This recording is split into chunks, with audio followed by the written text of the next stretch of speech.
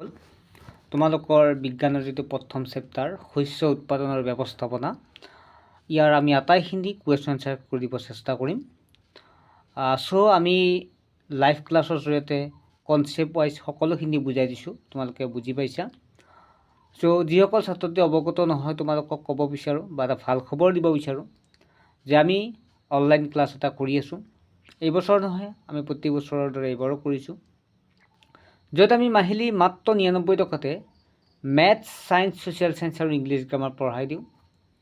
আৰু আমি বিজ্ঞানৰ ক্লাছটো আমি সেই লাইভ ক্লাছৰ জৰিয়তে আমি সকলোখিনি কনচেপ্ট ৱাইজ বুজাই দিছোঁ। যিসকল ছাত্ৰ ছাত্ৰী জড়িত আছে তোমালোকে গম পোৱা, আৰু যিসকল নাই তোমালোকে এতিয়া আৰু টিউশ্যনৰ নামত খাবাথুৰি খাই ফুৰিব নালাগে। আমাৰ তাত ক্লাছ কৰিলে এক্সট্ৰা ক্লাছ আৰু কোনো লোৱাৰ প্ৰয়োজন নাই, ঠিক আছে। আমি সকলোখিনি কনচেপ্ট ৱাইজ কুৱেশ্যন আনচাৰ সকলো দি দিম, আৰু এই PDF সকলোবিলাক আমি হোৱাটছএপ গ্ৰুপত দি দিছোঁ। গতিকে যিসকল ইচ্ছুক হয় তোমালোকে হোৱাটছএপ SMS কৰি জইন হ'ব লগা। হোৱাটছএপ নাম্বাৰটো হৈছে 9394628219। তোমালোকে তাত নামটো লিখিবা, ক্লাছটো লিখিবা আৰু ডিষ্ট্ৰিক্টখনৰ নাম লিখিবা। লগে লগে তোমালোক মই ডিটেইলছখিনি পঠাই দিম, QR কোড এটা পঠিয়াই দিম, তাতে তোমালোকে ক্লাছ কৰিব পাৰিবা। আৰু একেবাৰে অফাৰ চলি আছে, একেবাৰে কম মাচুলত তোমালোকে ক্লাছবিলাক কৰিব পাৰিবা, য'ত তোমালোকে এবছৰ অতি কম মাচুলতে পঢ়ি তোমালোকে কনচেপ্ট ক্লিয়াৰ কৰিব পাৰিবা। যিয়ে নহওক আমি আগবাঢ়িছোঁ পাঠটোলৈকে। প্ৰথম প্ৰশ্নটো আছে, তলত দিয়া তালিকাখনৰ পৰা শুদ্ধ উত্তৰটো বাছি উলিওৱা আৰু খালী ঠাই পূৰ্ণ কৰা। উপঙি, পানী, শস্য, পোষক দ্ৰব্য আৰু চহোৱা। ইয়াৰ এনচাৰটো যদি চাওঁ তেতিয়াহ'লে প্ৰথমটো আছে, একে উদ্ভিদ এখন ঠাইত অধিক পৰিমাণে গজলা বা খেতি কৰিলে তাক কি বুলি কোৱা হয়? তোমালোক কৈছোঁৱে শস্য বুলি কোৱা হয়। শস্য সিঁচাৰ আগতে মাটিডৰা ডেজ হয়, কি কৰা হয়? চহোৱা হয়। কাৰণ ইয়াৰ পৰা লিখি আছোঁ, যিটো আছে ইয়াৰ পৰা লিখি আছোঁ, তাৰপৰা চাই লিখিব লাগিব। নষ্ট হোৱা বীজবোৰ পানীত থাকে, গতিকে কি থাকে? উপঙি থাকে। শস্যৰ বৃদ্ধিৰ বাবে প্ৰচুৰ সূৰ্যৰ পোহৰ আৰু মাটিৰ পৰা ডেছ আৰু প্ৰয়োজন হয়। ডেছ আৰু ডেছ প্ৰয়োজন হয়, পোষক দ্ৰব্য আৰু পানী প্ৰয়োজন হয়। ক স্তম্ভৰ লগত খ স্তম্ভ মিলোৱা। খাৰিফ শস্য উদাহৰণ দি চাওঁ তেতিয়াহ'লে উদাহৰণ, খাৰিফ শস্য কি হ'ব? ক অংশলৈ খ অংশ মিলাব দিছে। খাৰিফ শস্য কি পাইছিলোঁ আমি? যিবিলাক ধান আৰু জব, ঠিক আছে, লিখি দিছোঁ এনচাৰখিনি তোমালোকক, এইটো ডাইৰেক্ট এনচাৰ। খাৰিফ শস্য ধান আৰু জব। ৰবি শস্য ঘেঁহু, বুট, মটৰ, মাহ। ৰাসায়নিক সাৰ ইউৰিয়া আৰু ছুপাৰ ফছফেট। জৈৱিক সাৰ হৈছে পানীৰ বৰ্জিত দ্ৰব্য, গৰুৰ গোবৰ, গোমূত্ৰ আৰু উদ্ভিদৰ অৱশিষ্ট দ্ৰব্য। তাৰপিছত প্ৰতিক্ৰিয়া দুটাকৈ উদাহৰণ দিয়া। খাৰিফ শস্য উদাহৰণ ধান আৰু মাকৈ। মই ইতিমধ্যে কৈয়ে দিছোঁ খাৰিফ শস্য কোনবিলাক, যিবিলাক বাৰিষা কালত খেতি কৰা হয় সেইবিলাক খাৰিফ শস্য, আৰু যিবিলাক শীতকালত খেতি কৰা হয় সেইবিলাক ৰবি শস্য বুলি কোৱা হয়। ৰবি শস্য হৈছে মটৰ আৰু সৰিয়হ। তলত দিয়াসমূহৰ বিষয়ে নিজা শব্দৰে একোটা কৈ দফা লিখা। মাটি চহোৱা। আৰু মই মাজতে কৈ দিছোঁ, বহু ছাত্ৰ ছাত্ৰীয়ে আমাৰ অনলাইন ক্লাছ কৰিব বিচাৰে, গাৰ্জেনসকলে ভাবে এইটো ভুৱা নেকি, বা তেনেকুৱাকৈ ল'ৰা ছোৱালীক কৰিব নিদিয়ে, বৰঞ্চ গালিহে পাৰে। গতিকে গাৰ্জেনসকলক অনুৰোধ জনাওঁ, আমাৰ ক্লাছটো সম্পূৰ্ণ কনচেপচুৱেল হয়, ইয়াত কোনো ভুৱা নহয়। আমি ধুনীয়াকৈ ক্লাছ কৰি আছোঁ। এবাৰ বোলে আপোনালোকে ক্লাছ দিলে দেখা পাব। আৰু তেনেকুৱাকৈ আমাৰ ক্লাছ 8ত যেতিয়া এজন ষ্টুডেণ্ট আমাৰ ক্লাছত জইন দিয়ে, আমি 10লৈকে পঢ়ুৱাব লাগে, গাৰ্জেনে আমাক হেঁচা দিয়ে। গতিকে আপোনালোকে এবাৰ চাওক, ক্লাছটো জইন কৰাই, তেতিয়াহ'লে গম পাব যে আৰু এক্সট্ৰাকৈ টিউশ্যন দিয়াৰ কোনো প্ৰয়োজন নাই। গতিকে উত্তৰটো চাওঁ। মাটি চহোৱাৰ আমি লিখিব লাগিব, মাটি চহোৱা শস্য উৎপাদনৰ প্ৰথম কাম। কৃষিকাৰ্যৰ প্ৰথম আৰু অতি প্ৰয়োজনীয় কাম হ'ল মাটিডৰা ঢিলা কৰা। ঢিলা মাটিত উদ্ভিদৰ শিপা সহজে তললৈ যাব পাৰে। গছৰ শিপাই ঢিলা মাটিত তললৈ গ'লেও অতি সহজে উশাহ ল'ব পাৰে। ঢিলা মাটিয়ে কেঁচু আৰু মাটিত থকা অণুজীৱৰ সংখ্যা বৃদ্ধিত সহায় কৰে। মাটি চহ কৰা বা ঢিলা কৰা পদ্ধতিটোকে মাটি চহোৱা বা হাল বোৱা বোলে। মাটি চহাই অধিক ঢিলা কৰিব লাগে, যাতে মাটিখিনি তল ওপৰ হৈ পোষক দ্ৰব্যবোৰ মাটিৰ সকলো অংশতে মিহলি হয়। নাঙলৰ দ্বাৰা এই কাম কৰা হয়। নাঙল সাধাৰণতে কাঠ আৰু লোৰ সহায়ত সজা হয়। ইয়াক এহাল বলদ বা ম'হৰ দ্বাৰা টনোৱা হয়। এহাল বলদৰ সহায়ত এজন মানুহে সহজে মাটি চহোৱা কাম কৰিব পাৰে। নেক্সট হৈছে বীজ সিঁচা। বীজ সিঁচাটো হ'ল শস্য উৎপাদন আটাইতকৈ প্ৰয়োজনীয় কাম। বীজ সিঁচাৰ আগতে অধিক উৎপাদন পাবলৈ উন্নত জাতৰ বীজ বাছি ল'ব লাগে। উন্নত জাতৰ বীজ সাধাৰণতে চাফাকৈ ৰখা তথা নিৰোগী ভাল সঁচৰ পৰা গোটোৱা হয়।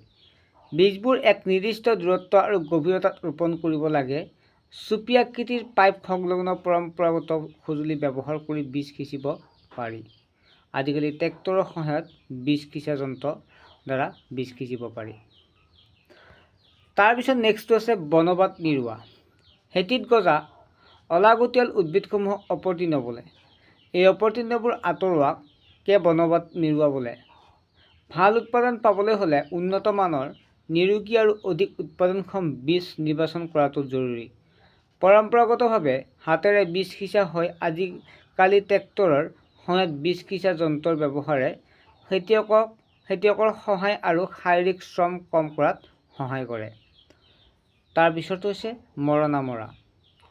চপোৱা শস্যৰ বীজবোৰ শীষ আৰু গা গছৰ পৰা পৃথক কৰা প্ৰক্ৰিয়াক মৰণা মৰা বোলে। গৰু, ম'হ, ট্ৰেক্টৰ আদিৰ মৰণা মৰা হয়। খেতিয়কসকলে চোতালত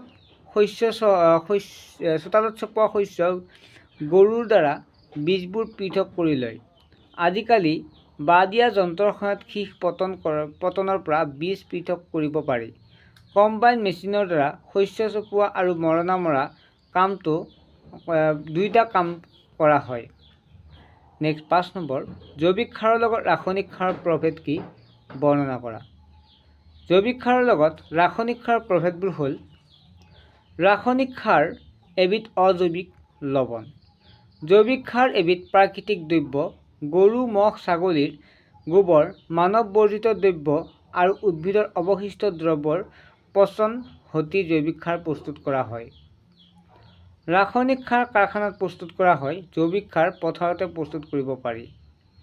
ৰাসায়নিক সাৰে মাটিত হিউমাছ যোগান ধৰিব নোৱাৰে। জৈৱিক সাৰে প্ৰচুৰ পৰিমাণে হিউমাছ যোগান ধৰিব পাৰে।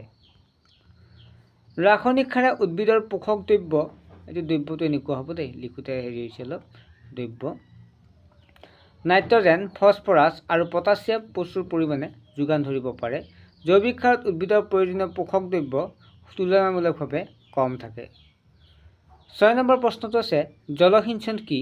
পানী সংৰক্ষণ কৰা দুটা পদ্ধতি বৰ্ণনা কৰা। উত্তৰ তোমালোকে লিখিবা সময়ত বিভিন্ন ব্যৱধানত শস্য পথত পানী যোগান ধৰোৱাকে জলসিঞ্চন বোলে। পানী সংৰক্ষণ কৰা দুটা জলসিঞ্চন পদ্ধতি পানী ছটিওৱা পদ্ধতি।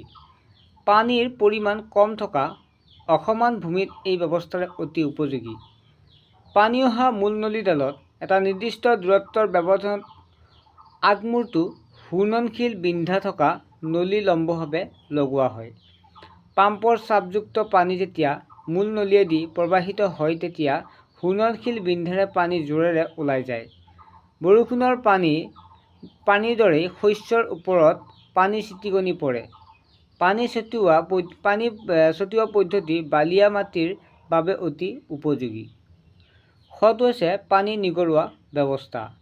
এই ব্যৱস্থাত পানী নিগৰাই টোপ টোপকৈ উদ্ভিদৰ গুৰিত পেলোৱা হয়। সেয়েহে এই ব্যৱস্থাক পানী নিগৰোৱা ব্যৱস্থা বোলে। ফলত শিপাৰ অৱস্থানত পানী নিগৰাই পেলোৱা ব্যৱস্থাই জলসিঞ্চন কৰি পানী সংৰক্ষণ কৰিব পাৰি। ফলৰ গছ, বাগিচা আৰু ডাঙৰ গছত পানী যোগান ই এক উত্তম ব্যৱস্থা। এই ব্যৱস্থাই উদ্ভিদক টোপ টোপকৈ পানী যোগান ধৰে। পানীৰ অভাৱ থকা শুকান ঠাইৰ কাৰণে এই ব্যৱস্থা আশীৰ্বাদ স্বৰূপ। 7 নম্বৰ প্ৰশ্নটো আছে বৰ্ষা ঋতুত যদি ঘেঁহু সিঁচা হয় তেতিয়া কি হ'ব আলোচনা কৰা।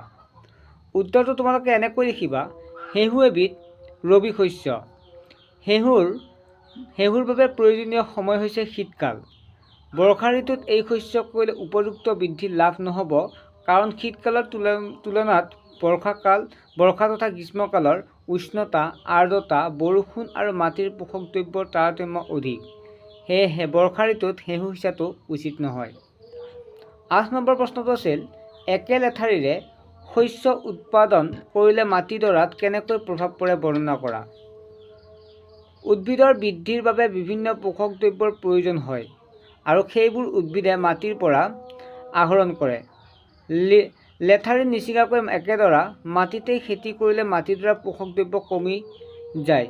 পোষক দ্ৰব্যৰ পৰিমাণ কমি গ'লে শস্যৰ বৃদ্ধি আৰু বিকাশ ভাল নহ'ব। অপতৃণ কি? সিহঁতক কেনেকৈ নিয়ন্ত্ৰণ কৰিব পাৰি? খেতিত গজা অলাগতিয়াল উদ্ভিদক অপতৃণ বোলে। খেতিয়কসকলে অপতৃণ আঁতৰোৱা আৰু সিহঁতৰ বৃদ্ধি নিয়ন্ত্ৰণৰ বাবে বিভিন্ন ব্যৱস্থা হাতত লয়। ১ নম্বৰটো হৈছে অপতৃণবোৰ মাটি চহোৱাৰ সময়ত উভালি পেলোৱা হয়। ২ নম্বৰ হৈছে সময়ে সময়ে খন্তি বা কোৰ আদি ব্যৱহাৰ কৰি অপতৃণ নিৰোৱাৰ ব্যৱস্থা কৰিব পাৰি। অপতৃণনাশক দ্ৰব্য যেনে 2,4-D আদি পথাৰত ছটিয়াই অপতৃণ নিয়ন্ত্ৰণ কৰা হয়। ছাত্ৰ ছাত্ৰীসকল, আশা কৰোঁ তোমালোকে কুৱেশ্যন এনচাৰখিনি কিছু হ'লেও তোমালোকে সকাহ পাইছা কুৱেশ্যন এনচাৰখিনি দিয়াৰ বাবে। আৰু যদি অনলাইন ক্লাছত জড়িত হোৱা তেতিয়াহ'লে তোমালোকে আৰু এক্সট্ৰা টিউশ্যন লোৱাৰ কোনো প্ৰয়োজন নাই। মাত্ৰ আমি 99 টকাকৈ আমি 4টা বিষয় পঢ়াই আছোঁ। মাহিলী 99 টকাকৈ মেথছ, ছায়েন্স, ছ'চিয়েল ছায়েন্স আৰু ইংলিছ গ্ৰামাৰ। এই 4টা আমি তোমালোকক ধুনীয়াকৈ পঢ়াই দিম। আৰু যদি গাৰ্জেনে চাই আছে আপোনালোকে আপোনাৰ ল'ৰা ছোৱালীক আমাৰ ক্লাছত জইন দিব পাৰে। আমি যিমান পাৰোঁ চেষ্টা কৰিম, এবাৰ ট্ৰাই কৰিব পাৰে যে আমি ক্লাছবিলাক কেনেকৈ কৰোঁ। ঠিক আছে, নেক্সট এটা ভিডিঅ' লগ পাম। বাই।